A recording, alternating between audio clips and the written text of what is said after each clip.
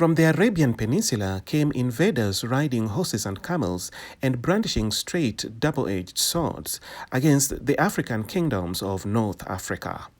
Fiercely, they fought for control of trade routes, but also in the name of a god that many in North Africa were yet to know.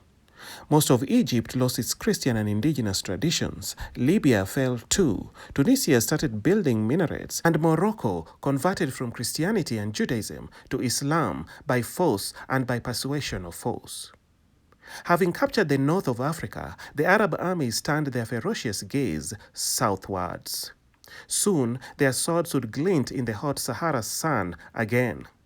Among the first people they came by were the Nubian armies, the descendants of ancient Kush. This was medieval Africa, and two mighty forces were about to clash again. Hello friends. There has been a misconception that ancient African kingdoms were incapable of organizing major military campaigns. But that is simply inaccurate. My goal in this video is to help people interested in creating African fantasy armies to create believable African-inspired military campaigns in their African fantasy narratives. By the time Arab invaders came knocking in 642 AD in the 7th century, the ancient kingdom of Kush no longer existed, because it fell in the 4th century, splintering into several Christian Nubian kingdoms. Two of these Nubian kingdoms were the kingdom of Makuria and the kingdom of Nobatia, located in the areas that are now in southern Egypt and northern Sudan. News of the violent conquest of Egypt by the Rashidun Caliphate had reached the Nubian kingdoms of Nobatia and Makuria. Emissaries of the Caliphate arrived first in Nobatia, full of threats and warnings against the Nobatian king. The Nobatian royal sent the Arab emissaries home with a message to the leaders of the Arab Caliphate. Where in your body should I place my arrow? War was inevitable. So, the Rashidun Caliphate picked its best general, Uqba ibn Nafi, to lead their armies and crush the Nubian kingdoms of Nobatia and Makuria. The army formations of the kingdom of Nobatia waited patiently as the cavalry that had helped the Arabs conquer Egypt rode into Nubian lands. Unlike what the Arabs had encountered in their campaigns in Egypt and Greece, the Nubians stood their ground and crashed into the armies of Ibn Nafi. Arrows from skilled Nubian archers of legend covered the skies. Before long, the Arab armies began to retreat in panic. Al-Baradhuri, an Arab chronicler, summarized what happened that day. He said, "The Muslims found that the Nubians fought strongly, and they made showers of arrows until the majority were wounded and returned with many wounded and blinded eyes. So the Nubians were called pupil smiters." When the Arabs changed their tactics and decided to ignore Nobatia and instead attack Makuria, they faced the worst defeat they had ever faced since they started their African campaigns. Again, the Arab chronicler Al-Baladhuri says, "When the Nubians realized the destruction made in their own country, they moved to attack the Muslims so bravely that the Muslims had never suffered a loss like the one they had in Nubia. So many heads were cut off in one battle, so many hands were chopped, so many eyes smitten by arrows, and bodies lying on the ground that no one could count."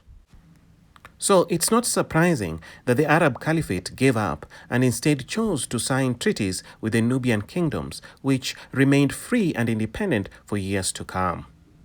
Clearly, the descendants of Kush retained and perfected the use of longbows by the time the Arab armies marched to their borders. But they also had other weapons such as clubs, pikes, hatchets, swords, and shields. They wore armor consisting of oxhide or crocodile hide breastplates, and more. Almost 1,000 years later, after the events in the land of the Nubians, two African Muslim nations face each other. A Moroccan army under General Judah Pasha moves to conquer the Songhai Empire under the instructions of Sultan Ahmad al-Mansur of the Saadi Sultanate of Morocco. The Sultanate of Morocco was broke, and it needed to replenish its empty coffers. Meanwhile, further south of Morocco, the Songhai Empire, which covers the famous cities of Timbuktu, Gao, and Djenné, is awash with gold and controls lucrative trade routes of the Sahel. However, while the Songhai Empire seems stable under the rule of Askia Ishak II, there is a weakness. The Songhai Empire is weak after internal power struggles following the death of the great Askia Daud in 1583. Both the Sultanate of Morocco and the Songhai Empire were Muslims, but this war is not about religion, but about wealth, about gold. The Songhai military wore quilted armor and chainmail to protect themselves from arrows.